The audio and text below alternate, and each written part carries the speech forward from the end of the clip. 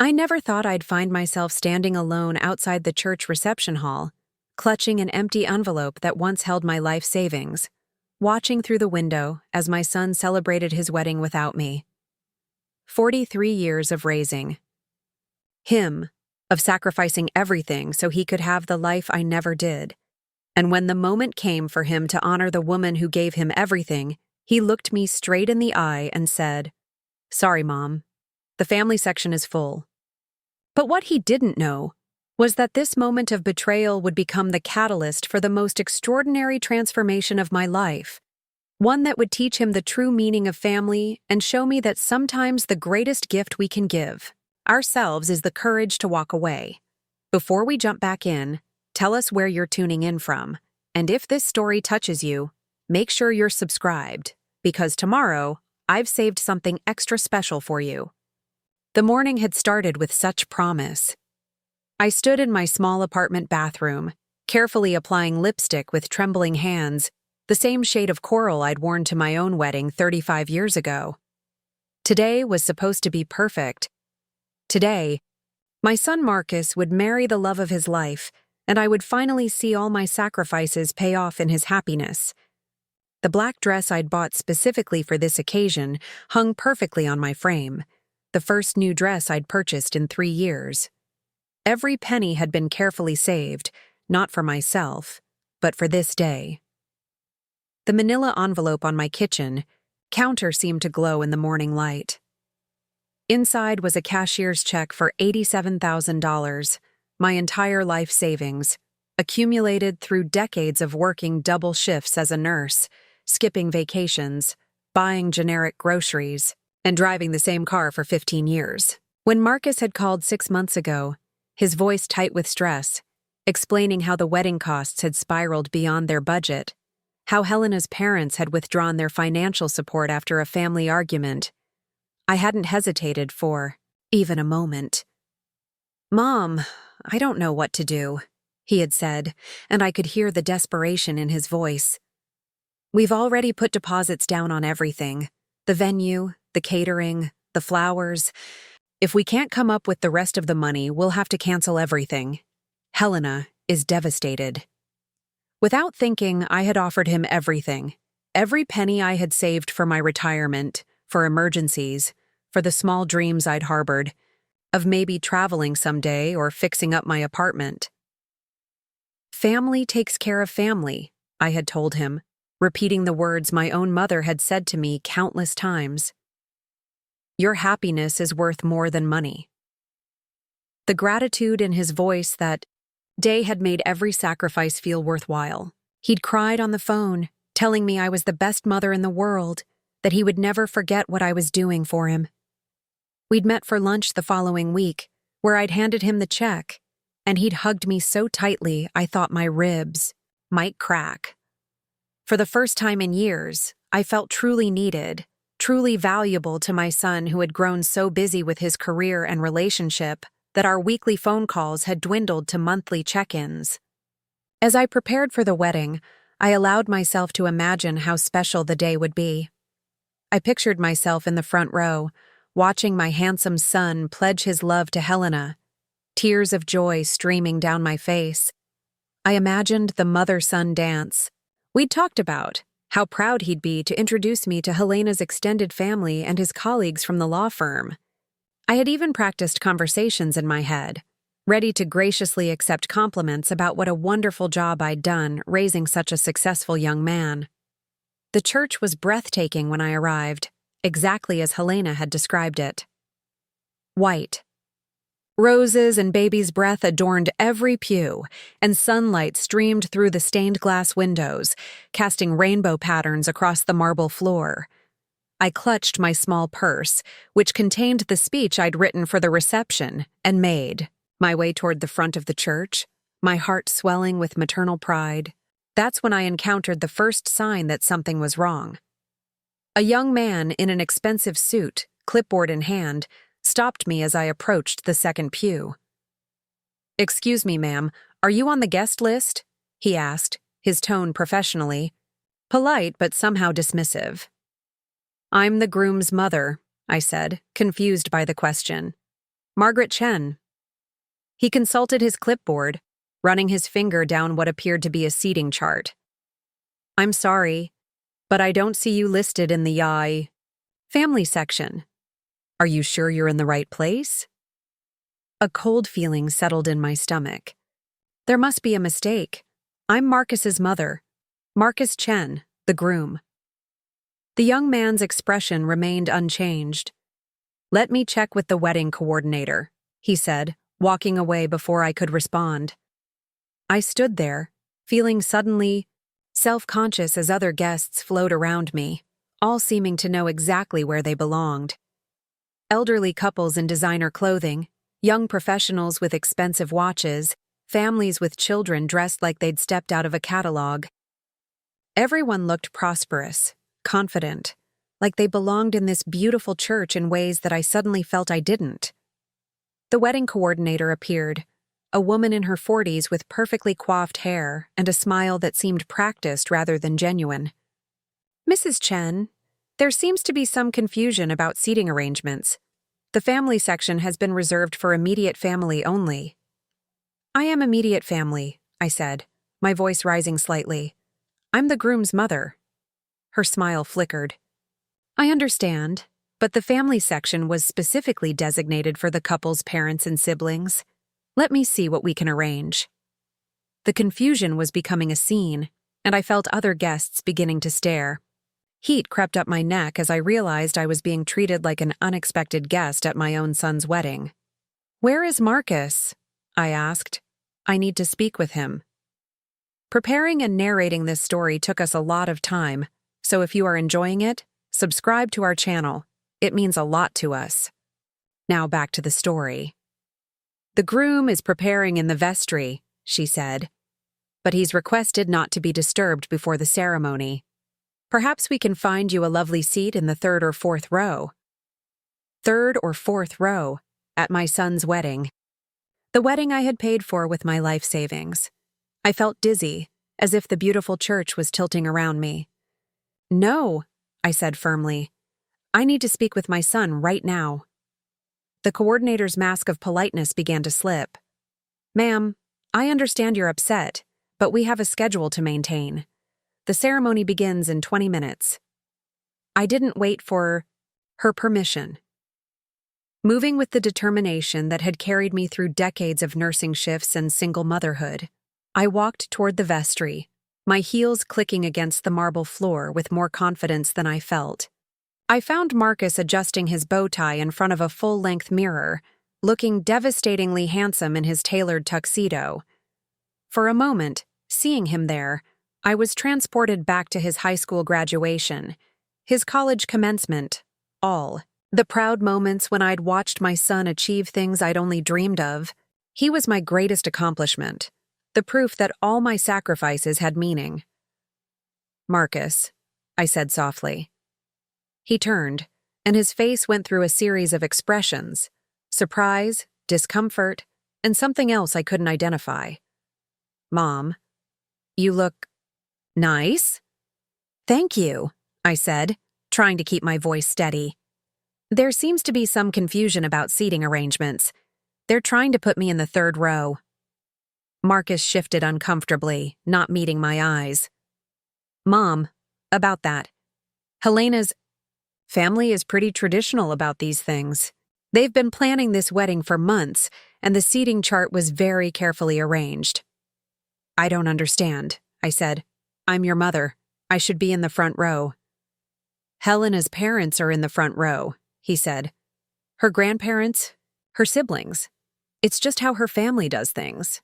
What about your family? I asked. What about me? Marcus finally looked at me directly, and what I saw in his eyes made my stomach drop.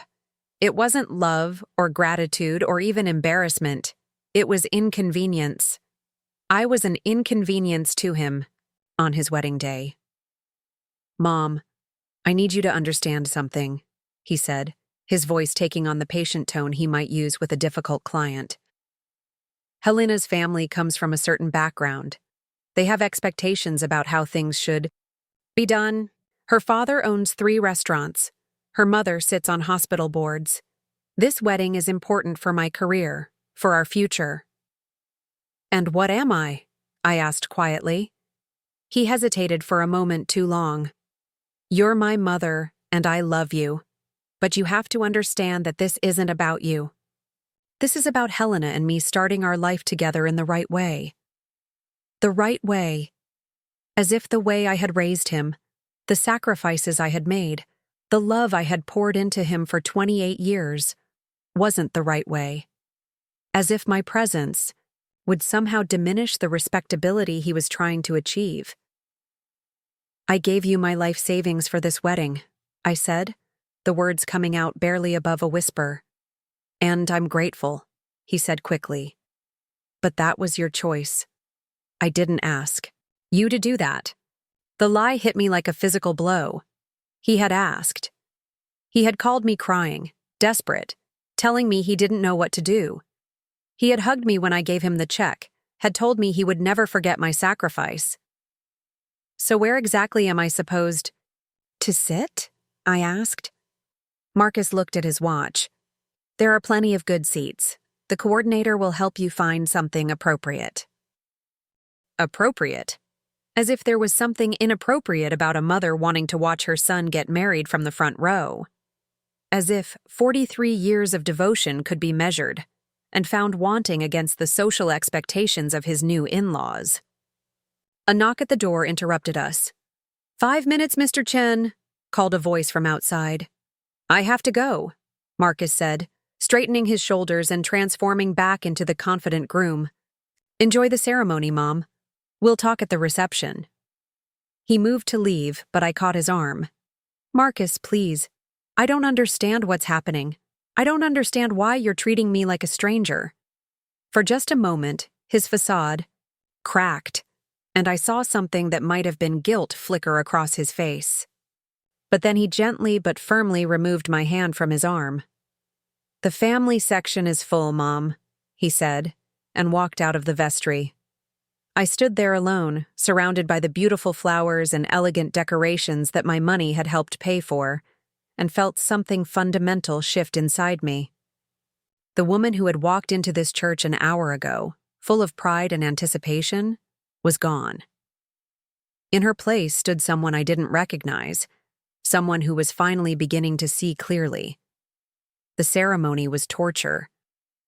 I sat in the 5th row, behind Helena's college friends and Marcus's law firm colleagues, watching as my son pledged his love to a woman whose family had effortlessly claimed the prime seating I had been denied. Helena looked radiant in her designer gown, the gown I had helped pay for, and Marcus looked happy in a way that somehow didn't include me. During the vows, when the pastor spoke about the families coming together, Helena's parents stood prominently in the front row, beaming with pride.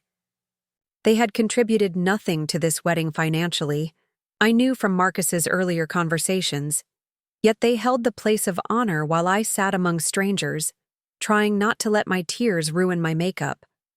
When the pastor asked if anyone objected to the union, a wild part of me wanted to stand up and announce that I objected to being treated like an unwanted guest at an event I had funded.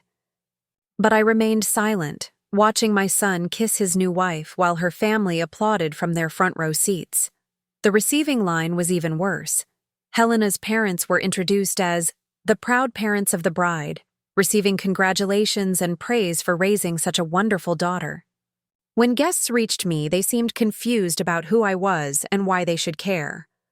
One woman asked if I was Helena's aunt. Another wondered if I worked with one of them.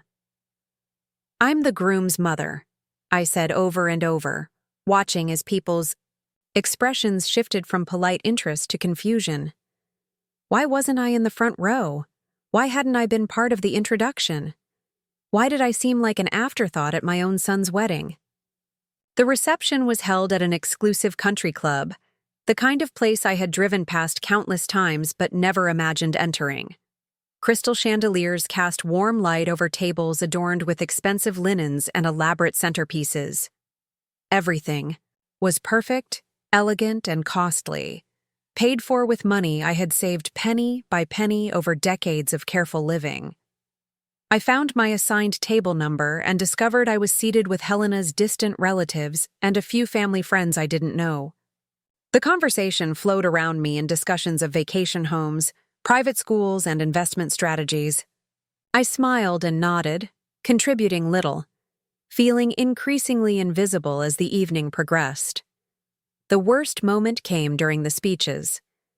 Helena's father stood up, resplendent in his custom tuxedo, and delivered a heartfelt toast about welcoming Marcus into their family, about the bright future ahead for the young couple, about the love and support they would always have from Helena's side of the family.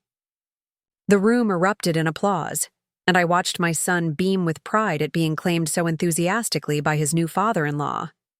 When the applause died down, I waited for my moment. Surely Marcus would ask me to speak, to share something about the man he had become, the journey we had traveled together. But the microphone was passed to Helena's maid of honor, then to Marcus's best man, then to Helena's grandmother. No one mentioned the groom's mother. No one acknowledged the woman who had raised him, who had sacrificed everything for his success, who had made this very celebration possible. I was completely erased from the narrative of my son's most important day. As the evening wore on and the dancing began, I sat at my table feeling more alone than I had ever felt in my life. I watched Marcus dance with Helena, then with her mother, then with her grandmother. I waited for him to find me, to honor the tradition of the mother-son dance we had talked about, but it never came. Instead, I saw him across the room, laughing with Helena's father, deep in conversation about business opportunities and future plans. They looked like father and son, bonding over shared interests and similar backgrounds in ways that Marcus and I never had. I realized with stunning clarity that I had been replaced not just for the evening, but for life. When I could no longer bear sitting there, invisible and forgotten, I stood up to leave. No one at my table noticed. The celebration continued around me, fueled by joy and expensive champagne, none of which included me. As I made my way toward the exit, Marcus finally noticed my movement. He broke away from his conversation and approached me, his face flushed with champagne and happiness. "Leaving already, Mom?" he asked. "The party's just getting started." "I think I've seen enough," I said, surprising myself with the steadiness of my voice. "Come on, don't be like that," he said, glancing around to make sure no one was watching our interaction. "I know today was a little overwhelming, but Helena's family just has different traditions." "Different traditions," I repeated. "Is that what we're calling it?" His jaw tightened slightly. "I don't want to have this conversation here." "When would you like to have it?" I asked. "Because it seems like you've made it very clear that I don't really have a place in your new life." "That's not fair," he said, but his eyes were already drifting back to the party, to the life he was building that apparently had no room for the woman who had made it all possible. "You're right," I said. "It's not fair. None of this is fair." I walked away then, leaving my son standing in the middle of his perfect reception, surrounded by all the right people, in all the right places, living the right kind of life. As I stepped out into the cool evening air, I felt something inside me break, and simultaneously, something else begin to form. For 43 years, I had defined myself as Marcus's mother. Tonight, for the first time, I began to wonder who Margaret Chen might be if she wasn't waiting for her son's approval, his gratitude, or his love. The thought was terrifying, and surprisingly, a little exciting. What I didn't know as I drove home through the quiet streets, past the life I had known and toward an uncertain future, was that this night would become the catalyst for the most unexpected chapter of my life. One that would teach my son the true cost of taking someone's love for granted and show me that sometimes the greatest gift we can give ourselves is the courage to stop living for other people's happiness and start building our own. 3 weeks after the wedding, I sat in the sterile waiting room of Riverside Medical Center, my hands folded in my lap as I waited for Dr. Patterson to deliver news that would change everything. The fluorescent lights hummed overhead, casting harsh shadows on the worn linoleum floor, and I found myself thinking about how different this place looked from the elegant country club where I'd been forgotten just weeks before. Here, in this place of healing where I'd spent the last 25 years of my career, appearances didn't matter. What mattered was skill, compassion, and the ability to make life-or-death decisions under pressure. "Margaret," Dr. Patterson said as he entered the room, his expression serious but not unkind. "I have some unexpected news." I braced myself for the worst. At 58, I'd seen enough medical consultations to know that unexpected news rarely meant good news. But what Dr. Patterson told me next would prove that sometimes the universe has plans that extend far beyond our limited imagination. "The tests we ran as part of your routine physical have revealed something quite remarkable," he continued, settling into the chair across from me. "Your blood work shows markers that indicate you have an extremely rare genetic variant, something we've only seen in a handful of cases worldwide." My heart began to race. "What does that mean? Is it dangerous?" "Quite the opposite," Dr. Patterson said, leaning forward with genuine excitement. "Margaret, you have a natural immunity to a specific type of cancer that affects nearly 2 million people annually. More importantly, your blood contains antibodies that could potentially be used to develop a treatment that could save countless lives." I stared at him, unable to process what he was telling me. "I don't understand." "What I'm saying is that your genetic makeup, your very DNA, could be the key to developing a cure for pancreatic cancer. The pharmaceutical companies and research institutions would pay substantial licensing fees for access to your genetic profile. We're talking about potentially millions of dollars in compensation for your participation in research studies." The irony wasn't lost on me. For months, I had felt worthless, discarded, like my life had no value beyond what I could give to others. And now, sitting in this clinical room, I was being told that my very existence, my biological essence, was worth a fortune. Not because of what I had accomplished or how much money I had saved, but simply because of who I was at the most fundamental level. "How long have I had this?" I asked, my voice barely above a whisper. "Your entire life," Dr. Patterson explained. "It's something you were born with, inherited from a combination of your parents' genetics. The remarkable thing is that most people with this variant never know they have it because it requires specific testing that we typically don't run unless we're looking for something else." As I drove home from the appointment, my mind reeled with possibilities. The research coordinator had given me a stack of paperwork explaining the process, the studies I could participate in, the potential compensation that could reach into the millions over the next several years. For the first time since the wedding, I felt something other than hurt and disappointment. I felt valuable in a way that had nothing to do with anyone else's approval.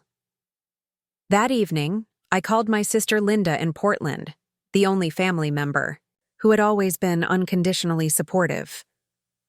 I hadn't told her about the wedding humiliation, hadn't wanted to burden her with my disappointment, but now I found myself sharing everything. "He did what?" Linda's voice rose an octave when I described the family section incident. "Margaret, please tell me you're not making excuses for him." "I'm trying to understand his perspective," I said, falling back into the familiar pattern of defending Marcus even when his behavior was indefensible. "His perspective?" Linda's tone was sharp. "Margaret, you gave him everything. You paid for that entire wedding with your retirement money, and he couldn't even save you a seat in the front row? That's not perspective. That's cruelty." Hearing someone else name it so directly made something inside me crack open. I keep thinking I must have done something wrong, must have misunderstood something. "The only thing you did wrong was raise a son who takes your love for granted," Linda said firmly. "But Margaret, maybe this is an opportunity." "What do you mean?" "You've spent your entire adult life sacrificing for Marcus. Maybe it's time to start living for yourself. You're only 58. You could have 20, 30 years ahead of you.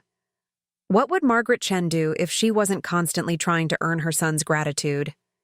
The question haunted me over the following days as I researched the medical studies and spoke with research coordinators.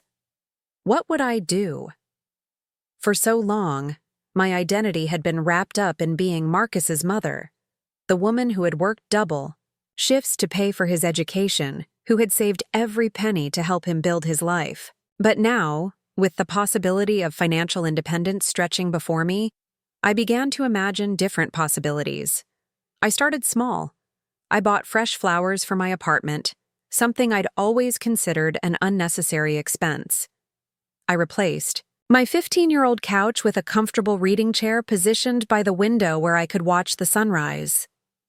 I signed up for a painting class at the community center, something I'd always wanted to try but never had time for between work and worrying about Marcus. The first research study began 2 weeks later. 3 times a week, I would drive to the University Medical Center, where teams of scientists would draw blood, run tests, and ask detailed questions about my family history. Dr. Sarah Williams, the lead researcher, explained that my genetic variant was so rare that I was only the 7th person they'd found with the specific combination of markers. "Margaret, I want you to understand the magnitude of what you're contributing," Dr. Williams said during one of our sessions.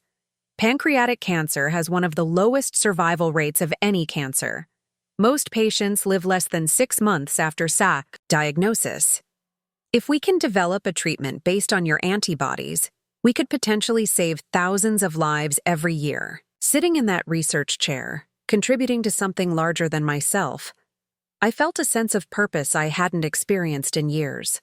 This wasn't about sacrifice or giving until it hurt.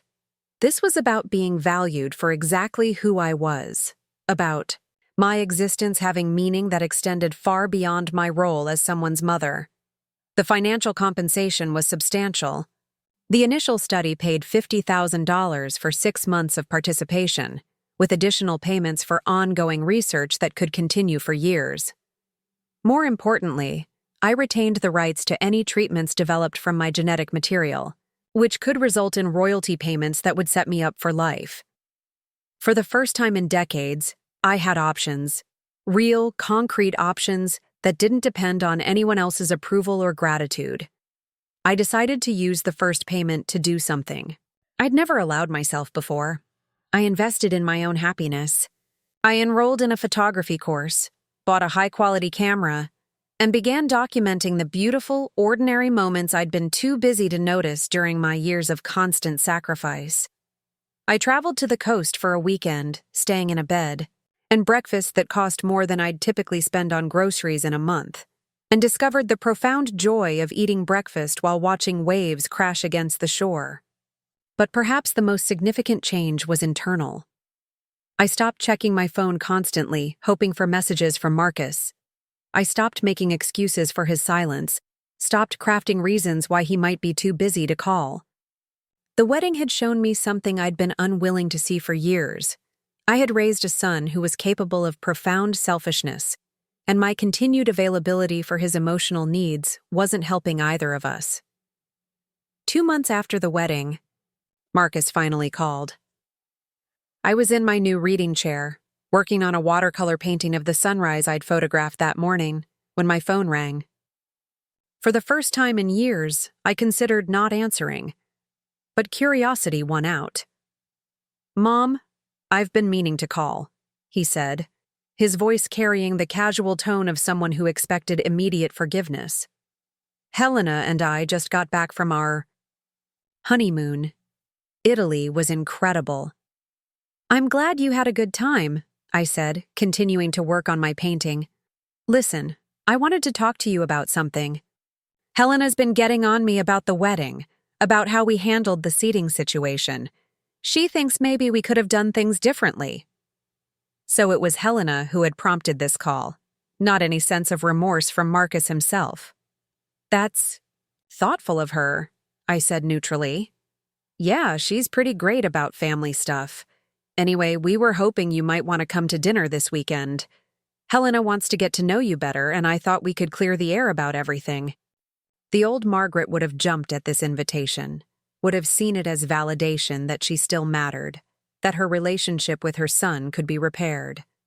But the woman sitting in the sunshine, surrounded by evidence of her own interests and accomplishments, felt differently. "I appreciate the invitation," I said, "but I have plans this weekend." There was a pause. "Plans? What kind of plans?" "I'm taking a photography workshop in the mountains. It's part of a series I've been doing." Another pause, longer this time. "Photography? Since when are you interested in photography?" "Since I decided to start pursuing interests that make me happy," I said simply. I could hear confusion in his voice when he spoke again. "Okay, well, what about the following weekend?" "I'll have to check my schedule and get back to you," I said, a response that would have been unthinkable just months before. The old Margaret always made herself available for Marcus, rearranging her life around his needs and timeline. "Mom, is everything okay? You sound different." "I'm fine," I said. "I'm actually better than I've been in a long time." After we hung up, I realized that I hadn't mentioned the medical research, the money, or any of the changes in my life. The old Margaret would have shared everything immediately, seeking his approval and validation. But something fundamental had shifted. I no longer needed Marcus to understand my worth for it to exist. The photography workshop was transformative. Surrounded by a dozen other adults who were pursuing their passions, I felt like I was discovering parts of myself that had been dormant for decades. Eleanor, a 72-year-old retired librarian, had taken up photography after her husband died. James, a 45-year-old accountant, was documenting urban wildlife as a way to cope with job stress. Maria, a 38-year-old nurse, like myself, was capturing the beauty in everyday moments after surviving breast cancer. "What made you start taking pictures?" Maria asked me during a break as we sat overlooking a mountain valley. I realized I'd spent so many years focused on other people's lives that I'd forgotten to pay attention to my own, I said, surprising myself with the honesty. "That's the most common story here," Eleanor said with a knowing smile. "Half of us are women who spent decades taking care of everyone else and finally decided to take care of ourselves." That weekend, I took some of the best photographs I'd ever captured. Images of morning mist rising from the valley, of wildflowers growing in impossible places, of the faces of my fellow workshop participants as they discovered the joy of creative expression. But more than that, I captured something intangible. Evidence of a woman who was learning to see beauty again, who was rediscovering her own capacity for joy. When I returned home, I found a voicemail from Marcus. His tone was different this time, less casual, more uncertain. "Mom, I've been thinking about our conversation. Helena mentioned that you seemed really happy when she talked to you about photography. I guess I didn't realize you were interested in that kind of thing. Anyway, call me back when you get this. I'd like to hear more about what you've been up to." I didn't call him back immediately. Instead, I spent the evening organizing my photographs, selecting the best ones to print and frame for my apartment. I was creating a visual record of my new life, tangible proof that Margaret Chen existed as more than just someone's mother. The next day, I received a call from Dr. Williams with exciting news. The preliminary results from my blood work were even more promising than they'd initially hoped. A major pharmaceutical company was interested in licensing my genetic profile for an experimental treatment, and the compensation package they were offering was substantial enough to ensure my financial security for life. "Margaret, I want to be clear about something," Dr. Williams said. "This research moves slowly, and there are no guarantees about outcomes. But what we're seeing in the lab is genuinely exciting. Your antibodies are showing remarkable results in preliminary trials." That evening, I finally called Marcus back. "Mom, I was starting to worry when you didn't call yesterday." "I was busy," I said simply. "You mentioned wanting to hear about my photography." "Yeah, I'm curious. It seems like you're really into it." I spent 20 minutes telling him about the workshop, the places I'd been, the people I'd met. For the first time in our recent memory, our conversation wasn't about his life, his needs, his problems. It was about me, about discoveries I was making and joy I was experiencing. "That's really great, Mom," he said when I finished, though I could hear confusion underneath his supportive words. "I had no idea you were interested in any of that stuff." "There's a lot you don't know about me," I said. "There's a lot I'm just discovering about myself." "What do you mean?" "I mean that for a very long time, I defined myself entirely through my relationship with you. Your happiness was my happiness. Your success was my success. But I'm learning that I'm a whole person with my own interests, my own goals, my own life to live." There was a long pause. "Mom, this sounds like you're upset about the wedding." "I'm not upset," I said, and realized it was true. "I'm awake. There's a difference." What I didn't tell him was that my awakening was just beginning. The financial independence, the creative pursuits, the sense of self-worth that didn't depend on anyone else's approval, these were just the foundation.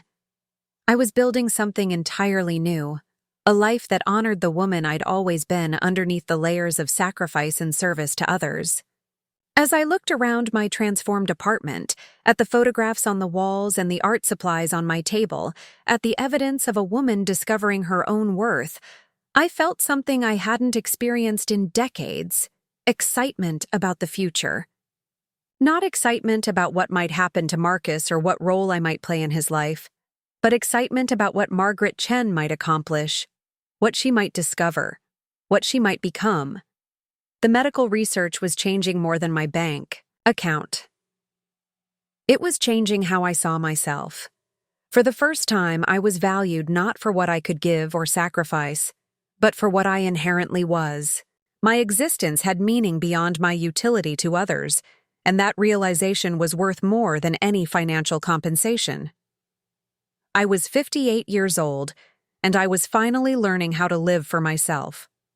What I didn't know yet was that my transformation was about to accelerate in ways I couldn't imagine, and that the son who had dismissed me so casually would soon discover that the mother he'd taken for granted was capable of building a life so fulfilling and successful that it would force him to reconsider everything he thought he knew about worth, family, and love.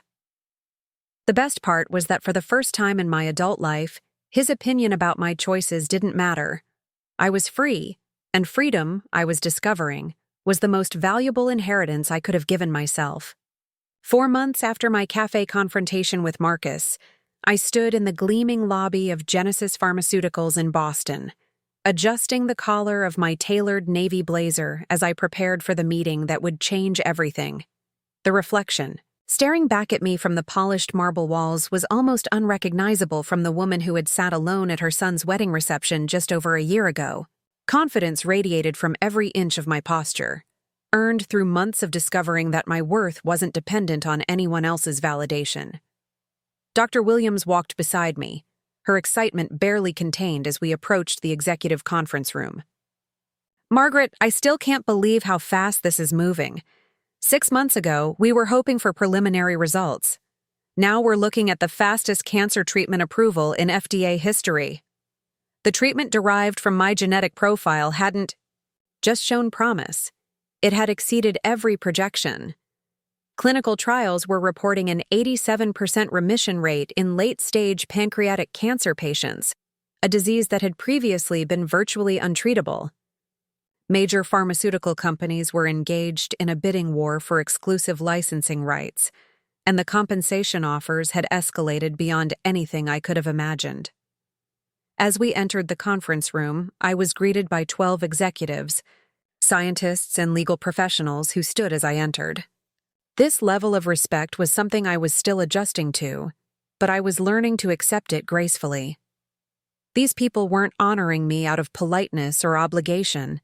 They were recognizing the genuine value I brought to the world. "Mrs. Chen?" said Rebecca Martinez, Genesis's CEO, extending her hand with a warm smile. It's an honor to finally meet the woman whose courage is revolutionizing cancer treatment. Courage. It was a word people kept using to describe my participation in the research studies, but I was only beginning to understand what it meant. The real courage hadn't been in donating blood or participating in trials. It had been in choosing to value myself enough to build a life worth living. The meeting lasted 3 hours as we discussed licensing agreements, royalty structures, and the establishment of the Chen Foundation for Cancer Research, an organization that would fund treatment for patients who couldn't afford the new therapy. By the time we finished, I had secured financial independence that would last several lifetimes and created a legacy that would save thousands of lives annually. There's one more thing, Rebecca said as the meeting concluded. We'd like you to consider becoming our public spokesperson for the treatment. Your story, Ordinary Woman Becomes Medical Pioneer, is incredibly powerful. We're talking about a campaign that would reach millions of people. The offer was extraordinary.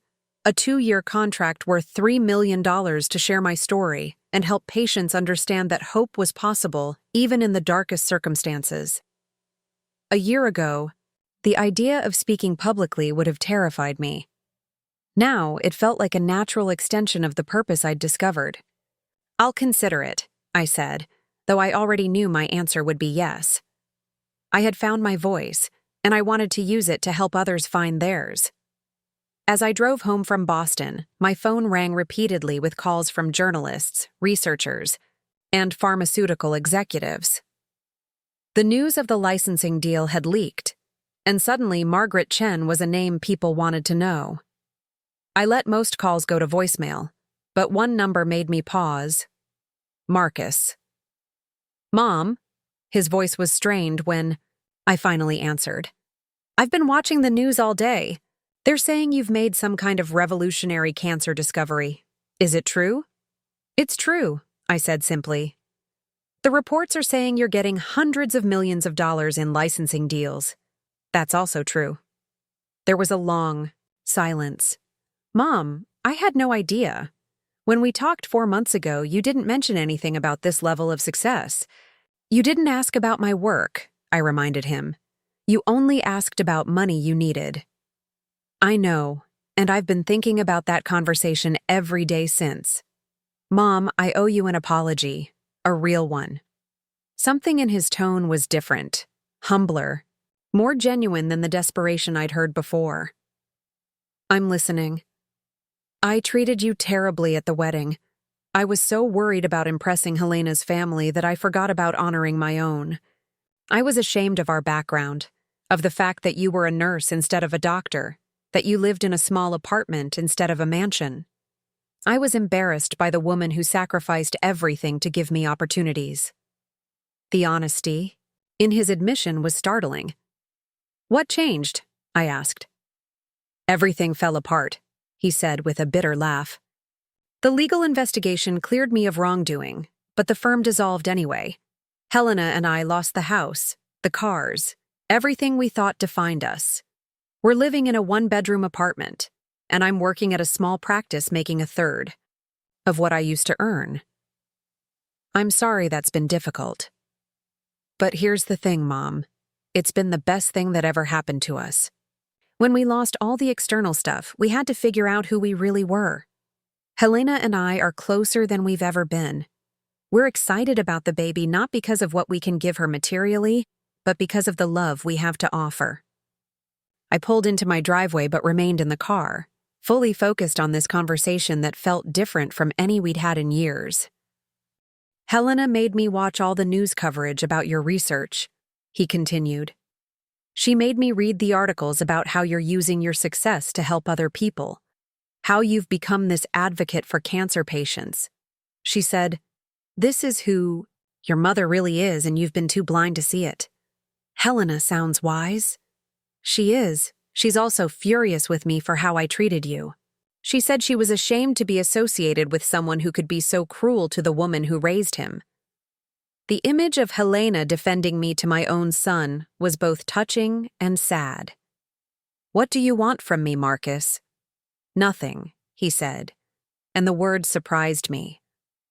I don't want anything except the chance to know my mother as the remarkable woman she actually is, not as the bank account I tried to turn her into. That's a start, I said carefully. I know I have a lot to prove. I know sorry isn't enough. But Mom, I want to try. Helena's due in 2 months, and we want our daughter to know her grandmother, the real grandmother, the one who's changing the world, not the one who exists just to serve other people's needs. 2 months later, I held my granddaughter, Sarah Margaret Chen Rodriguez, in my arms for the first time, marveling at her perfect tiny fingers and the way she seemed to study my face with ancient wisdom in her dark eyes. Helena had insisted on including my name, a gesture that moved me to tears. She's beautiful, I whispered, standing in the small but warm apartment that Marcus and Helena had transformed into a cozy home. Gone were the pretentious decorations and status symbols. In their place were handmade crafts, family photographs, and the kind of comfortable furniture that invited people to stay and talk. She looks like you did as a baby, Helena said softly, watching me with my granddaughter. Marcus showed me some old photos. She has your eyes. Marcus sat beside us, on the couch, looking tired but genuinely happy in a way I hadn't seen since he was a child. Mom, there's something we want to ask you. I looked up from the baby, curious. Helena and I have been talking, and we want to know if you'd consider being Sarah's godmother. Not just honorary, but really involved in her life. We want her to grow up knowing that women can be strong, independent, and world-changing. The request took my breath away. I would be honored. There's something else, Helena added, glancing at Marcus encouragingly. We've been reading about your foundation work, about how you're funding cancer treatment for patients who can't afford it. We want to help. Help how? I asked. Marcus leaned forward. I've been working with legal aid clients, people who can't afford lawyers.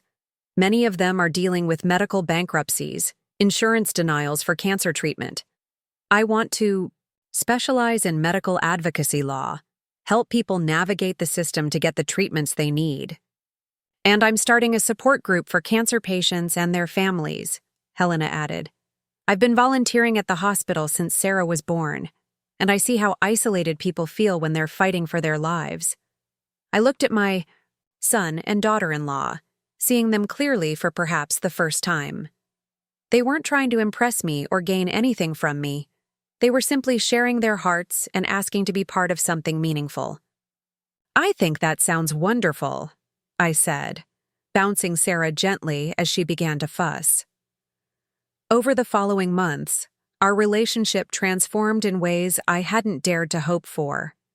Marcus would call regularly, not to ask for anything, but to share stories about his legal aid clients or to get my advice on cases involving medical advocacy.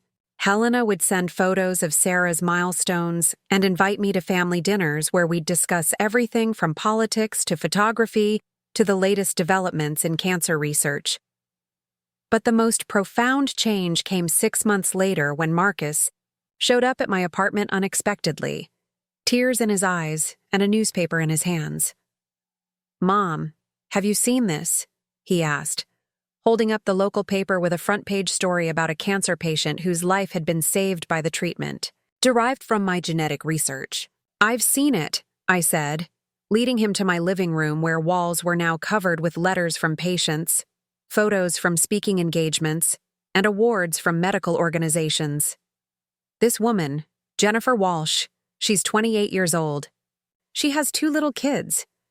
The article says she was given 3 months to live, and now she's in complete remission because of your treatment. I nodded, remembering Jennifer's case specifically. We'd stayed in touch throughout her treatment, and I'd attended her daughter's kindergarten graduation just the week before. Mom, do you understand what you've done? Marcus's voice cracked with emotion. You've saved this woman's life. You've saved thousands of lives. You're literally changing the world. We're changing the world, I corrected gently. Your legal work has helped dozens of patients get access to treatment. Helena's support groups are providing hope to families facing the unthinkable. Sarah is growing up in a home where service to others is valued over personal gain. We're all part of something bigger. Marcus set down the newspaper and looked at me with an expression I'd never seen before. Not just love or gratitude, but genuine respect and admiration. I used to think success meant having the biggest house, the most expensive car, the most prestigious job, he said. I thought you were small because your life looked small from the outside, but you were building something I was too shallow to recognize.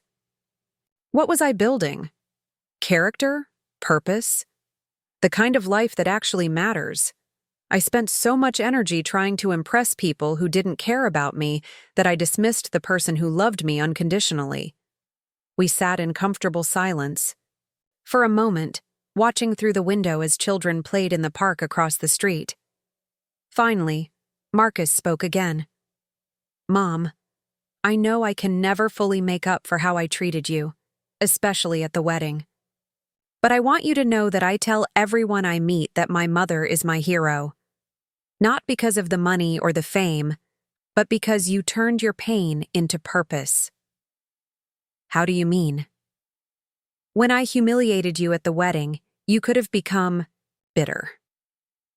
You could have written me off completely. Instead, you used that experience to discover who you really were underneath all the sacrifice and service. You transformed yourself into someone who saves lives and builds communities and inspires people all over the world. His words hit me with unexpected force. I had never thought of my journey in those terms, but he was right. The woman who had been dismissed and forgotten had become someone who mattered in ways she'd never imagined possible. Marcus, I said, taking his hand, the greatest gift you ever gave me was showing me that I needed to stop living for other people's approval and start living for my own values. That moment at the wedding when you said the family section was full was the moment I realized I needed to find my own family, a family of people who valued me for who I am. And now? Now I have both, I said, squeezing his hand. I have the family I chose, my colleagues, my research team, my photography group, the patients whose lives we're saving, and I have the family I was born with, who finally sees me clearly. 2 weeks later, I stood once again on a stage, this time at the National Cancer Institute in Washington, D.C., accepting the Pioneer in Medicine Award for my contributions to cancer research. But the moment that mattered most wasn't the standing ovation from the audience of medical professionals. It was looking into the front row and seeing Marcus, Helena, and baby Sarah watching me with pride and love. After the ceremony, as we celebrated at a reception filled with the world's leading oncologists and researchers, Marcus pulled me aside. Mom, I have something to tell you. Helena and I have decided to name our next child after you. Margaret if it's a girl, Martin if it's a boy. You're having another baby? He grinned. Helena's 8 weeks pregnant. We wanted you to be the first to know. As I hugged my son, surrounded by people whose respect I had earned through my own merit, I marveled at the journey that had brought me to this moment.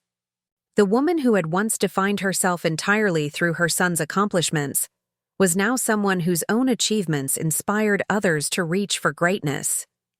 The greatest irony was that by refusing to rescue Marcus from his crisis, I had given him the opportunity to discover his own strength and values. By choosing to value myself, I had taught him how to value others properly. By walking away from his disrespect, I had created space for genuine respect to grow. That night, as I sat in my hotel room overlooking the Capitol, I received a text message that brought tears to my eyes. It was from a woman named Lisa, whose daughter had been treated with my therapy and was now cancer-free. Mrs. Chen, my 8-year-old, wanted me to send you this message. Thank you for saving my mommy's life. You're my hero. The next morning, I would fly home to continue my work, to speak at more conferences, to help more patients, to build more connections with people who valued the life I had chosen to live. But tonight, I simply sat with the profound satisfaction of knowing that the woman who had been forgotten at her son's wedding had transformed herself into someone the world would never forget. The family section had been full that day, but I had built my own family, a family of purpose, of service, of love that didn't depend on blood relation or social obligation. And the most beautiful part was that there was always room for one more person who was ready to see me, really see me, for who I truly was. 2 years after standing on that stage in Washington, D.C., I found myself in the most unexpected place of all, back in a church, but this time as the guest of honor at a ceremony that would redefine everything I thought I knew about family, forgiveness, and the power of authentic love. The sanctuary was filled with an extraordinary gathering of people whose lives had intersected with mine in ways that still amazed me. Cancer survivors whose treatments had worked because of my genetic research, families whose legal battles Marcus had won, support group members whom Helena had guided through their darkest hours, and fellow photographers who had watched me discover my artistic voice. But perhaps most remarkably, sitting in the front row were Helena's parents, who had flown in from California specifically to participate in what they were calling Margaret's Day, a celebration that Marcus and Helena had organized to honor my 60th birthday, and to formally apologize for the way I had been treated at their wedding 2.5 years earlier. Margaret, Helena's mother, Rosa, had said when she'd arrived the night before, tears streaming down her face, "I have spent 2 years ashamed of how we behaved at the wedding. We were so concerned with appearances, with what people would think, that we forgot the most important thing, honoring the woman who made our son-in-law possible." The transformation in Helena's family had been as dramatic as any other part of this journey. When they learned about my research success and the gracious way I had handled their son-in-law's crisis, they had begun to understand what they had missed. More importantly, when they saw how Marcus and Helena's marriage had strengthened through adversity, how their grandchildren were being raised with values of service and humility, they realized that true class had nothing to do with social positioning and everything to do with character. As I sat in the front row of the church, the place that had been denied to me before, I reflected on the incredible journey that had brought me to this moment. The Chen Foundation for Cancer Research now operated in 12 countries, providing free treatment to over 10,000 patients annually.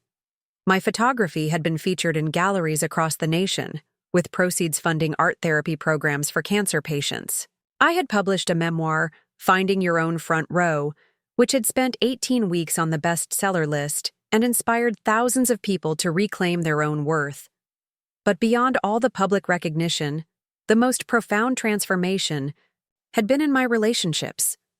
Marcus had not only apologized but had spent 2 years proving his sincerity through actions. He had left his prestigious law firm to establish the Chen Legal Aid Center, focusing exclusively on medical advocacy for underserved communities. Helena had created a network of support groups that now served families in 6 states. Together, they were raising their children, Sarah, now 2.5, and baby Martin, with an understanding that true success meant contributing to something larger than yourself. "Ladies and gentlemen," the pastor began, his voice warm and welcoming, "we are gathered today not for a traditional service, but for something equally sacred, the celebration of a woman who turned her greatest pain into her greatest purpose, and in doing so taught all of us what it means to live with dignity, grace, and transformative love." The ceremony began with testimonials from people whose lives I had touched. Jennifer Walsh, the young mother whose life had been saved by my treatment, spoke about how my personal visits during her recovery had given her hope when medical treatments alone weren't enough. Dr. Williams shared the story of our research collaboration and how my willingness to participate in studies had accelerated cancer research by decades. Eleanor from my photography group displayed a slideshow of images we had taken together, each one representing a moment of joy discovered in the second half of life. But the most powerful moment came when Marcus stood up to address the congregation. Gone was any trace of the arrogant young lawyer who had dismissed his mother's feelings. The man who stood before us was humble, authentic, and deeply aware of the gift he had been given through his own humbling. 3 years ago, I committed one of the most shameful acts of my life, he began, his voice steady but filled with emotion. I told my mother, the woman who had sacrificed everything for my success, that there was no room for her in the family section at my wedding. I was so blinded by my desire to impress people who didn't really matter that I rejected the person who mattered most. He paused, looking directly at me. What I didn't understand then was that my mother had always been in a category of her own, not just family, but hero, not just supporter, but pioneer, not just mother, but the kind of woman who changes the world. The congregation murmured in agreement, but Marcus wasn't finished. When I asked her for money during my crisis, she said no. At the time, I thought she was being cruel. Now I understand she was being wise. She was teaching me that love doesn't mean enabling someone's poor choices. She was showing me that sometimes the most loving thing you can do is allow someone to discover their own strength. Helena joined him at the podium, carrying baby Martin, while 2-year-old Sarah toddled behind her, reaching for my hands as she passed my pew. "Margaret," Helena said, "I want to apologize not just for the wedding, but for not speaking up when I saw you being treated poorly. I was young and intimidated by my own family's expectations, but watching you transform your life has taught me what real strength looks like. You've shown me how to be the kind of woman I want my daughter to become." She gestured to little Sarah, who was now climbing into my lap with the confidence of a child who had never known anything but unconditional love from her grandmother. Sarah and Martin will grow up knowing that their grandmother didn't just give them genetic gifts, though your cancer resistance gene will protect them, but that she gave them something even more valuable, the example of a woman who refused to accept being diminished by others. The formal ceremony concluded with the unveiling of a surprise that left me speechless. The church had established the Margaret Chen Memorial Garden, a healing space for families dealing with cancer, funded by donations from everyone whose life I had touched. A beautiful bronze plaque read, "In honor of Margaret Chen, who taught us that our greatest contributions often come not from what we sacrifice for others, but from what we discover about ourselves." But the day's surprises weren't over. As we moved to the reception, I found myself face to face with someone I hadn't expected to see. My ex-husband David, Marcus's father, who had left us when Marcus was 12 years old. "Margaret," he said, his voice hesitant but sincere, "I hope it's all right that I came. Marcus invited me. He thought it was time I saw what you've accomplished." David looked older, grayer, and somehow smaller than I remembered. But what struck me most was the expression in his eyes, not the dismissive indifference that had characterized our marriage, but genuine amazement and respect. "I've been following your story in the news," he continued. "The medical research, the foundation, the book. Margaret, I need you to know that I was wrong about you. I thought you were too ordinary, too content with small dreams. I left because I wanted something more exciting, more impressive. I studied the man who had abandoned our family in pursuit of what he thought was a better life. How did that work out for you?" "It didn't," he admitted. "I spent 20 years chasing women who impressed me on paper but had none of your substance. I built a career that looked successful but felt empty. I watched from a distance as you raised our son into a good man, and I convinced myself that I hadn't missed anything important." "What changed your mind?" "Marcus called me last month. He told me about this ceremony, about everything you've accomplished. But more than that, he told me about the kind of person you've always been. Not just successful, but generous. Not just intelligent, but wise. Not just strong, but gracefully so."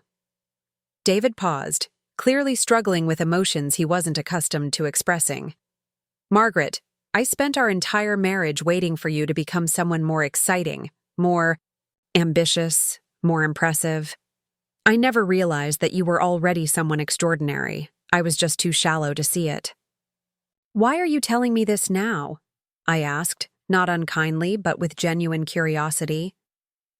"Because I want you to know that your worth was never diminished by my inability to recognize it. And because I want to apologize for the years I made you feel like you weren't enough when the truth was that I wasn't enough for you." The conversation with David was unexpectedly healing, not because I needed his validation, those days were long past, but because it confirmed something I had learned over the past 3 years. My worth had never depended on other people's ability to recognize it. The woman I had become hadn't emerged from nowhere. She had always existed, waiting for the right circumstances to flourish. As the reception continued, I found myself surrounded by a community that represented the life I had built from my own choices and values. Dr. Williams was deep in conversation with Marcus about expanding legal aid services to rural cancer patients. Helena was showing my photography to a gallery owner who wanted to feature my work in an upcoming exhibition about resilience. Eleanor was teaching Sarah how to hold a camera properly, passing on the creative passion that had become such an important part of my identity. But perhaps the most meaningful moment came when Rosa, Helena's mother, approached me with tears in her eyes and a small wrapped box in her hands. "Margaret, this belonged to my grandmother," she said, opening the box to reveal an antique locket with intricate silver engraving. She was an immigrant from Mexico who worked as a seamstress her whole life. People looked down on her because she was poor and didn't speak perfect English. But she raised 5 children who became doctors, teachers, and business owners. She taught us that dignity doesn't come from what others think of you. It comes from how you treat others. Rosa carefully placed the locket around my neck. She would have recognized a kindred spirit in you. You both understood that true class isn't about money or status.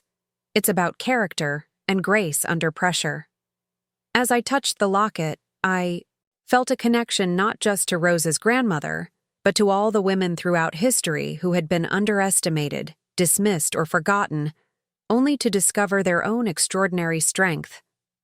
Later that evening, as the celebration wound down, I found myself alone with Marcus and Helena in the quiet church sanctuary. Sarah was asleep in Helena's arms, and baby Martin was contentedly nursing, creating a picture of domestic peace that warmed my heart in ways I couldn't fully express. "Mom," Marcus said softly, "I have one more thing to tell you. Helena and I have been talking, and we've decided to establish a scholarship fund in your name. Not for academic achievement or financial need, but for people who demonstrate resilience in the face of adversity." "Marcus, that's not necessary." "Yes, it is," he insisted. "For years, I benefited from scholarships and opportunities that you made possible through your sacrifices. It's time for me to honor that legacy by helping other people overcome obstacles." Helena shifted Martin to her other arm and looked at me with the same respect I now saw in everyone's eyes. "We want Sarah and Martin to grow up understanding that their family's wealth isn't just financial. It's the wealth of values you've modeled for all of us." As we sat together in the peaceful sanctuary, I marveled at the journey that had brought us to this point. The woman who had once been told there was no room for her in the family section had become the center of a family that extended far beyond blood relations. I had learned that true belonging isn't something you beg for or earn through sacrifice.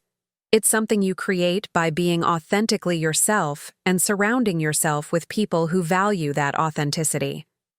6 months later, I stood in another church, but this time as the officiant at the wedding of Jennifer Walsh, the young cancer survivor whose life had been saved by my treatment. She had asked me to perform the ceremony, having obtained ordination, specifically for this purpose, because she wanted her wedding to be conducted by the woman who gave me the chance to have this day. As I looked out at the congregation, I saw faces I now recognized as my chosen family, patients whose lives had been saved, families who had found hope through our support programs, colleagues who had worked alongside me to change the world. Marcus and Helena sat in the front row with their children, no longer because of social expectations, but because they had earned their place through love and respect. "Dearly beloved," I began, my voice strong and clear, "we are gathered today to celebrate not just the union of two people, but the power of love to heal, to transform, and to create possibilities we never imagined." As I spoke the words of the ceremony, I realized that I was describing not just Jennifer and her fiancé's relationship, but the journey I had taken from a woman who felt invisible to someone who helped others see their own worth. The greatest irony was that by refusing to accept being marginalized, I had found my way to the center of something beautiful and meaningful. After the ceremony, as I watched Jennifer dance with her new husband, surrounded by family and friends who celebrated her not just as a bride but as a survivor, I felt the deep satisfaction that comes from a life well lived. The woman who had once sat alone at her son's wedding, feeling forgotten and discarded, had become someone who helped others celebrate their most important moments. 3 years later, as I write this from my study overlooking the garden where I grow flowers for my photography, I can see Marcus and Helena's house across the street, where my grandchildren are playing in a yard filled with laughter and love. The Chen Foundation has now saved over 50,000 lives worldwide. My photography has been featured in museums across the country. My second book, about finding purpose in the second half of life, has inspired countless people to pursue their dreams regardless of age or circumstances. But the most important transformation isn't visible in any of these achievements. It's in the quiet confidence that comes from knowing your worth isn't dependent on anyone else's recognition. It's in the peace that comes from living according to your own values rather than other people's expectations. It's in the joy that comes from building a life that reflects who you really are rather than who you think you should be. The family section that was once too full for me has expanded to include anyone who values authenticity, kindness, and the courage to transform pain into purpose. And in this family, the one I chose and the one that chose me, there is always room for one more person ready to discover their own extraordinary worth. Margaret Chen's story is far from over. At 62, I am not winding down but ramping up, not retiring but evolving, not accepting limitations but continuing to break barriers. The woman who was once forgotten has become unforgettable, not through seeking attention, but through living a life worth remembering. And perhaps that's the most important lesson of all. We are never too old, never too overlooked, never too ordinary to become extraordinary. We simply need the courage to stop waiting for permission and start creating the life we deserve. The front row isn't something we earn through sacrifice, it's something we claim through self-respect. And once we take our rightful place, we discover that the view from there allows us to see all the other people who are waiting for someone to show them that they too deserve to be seen, valued, and celebrated for exactly who they are. Up next, you've got 2 more standout stories right on your screen. If this one hit the mark, you won't want to pass these up. Just click and check them out. And don't forget to subscribe and turn on the notification bell so you don't miss any upload. From us.